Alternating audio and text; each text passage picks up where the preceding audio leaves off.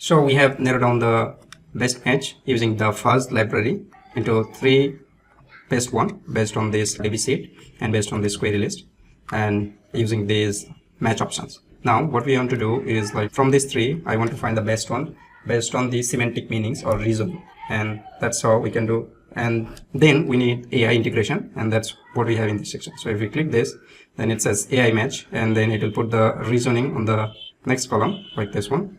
Okay, and it's going to process all row by row. You can see it's row 30, row 32, and so on. And I think this is the best way to find the closest match based on the semantic meaning as well as using the fuzz library, so we can reduce the API uses.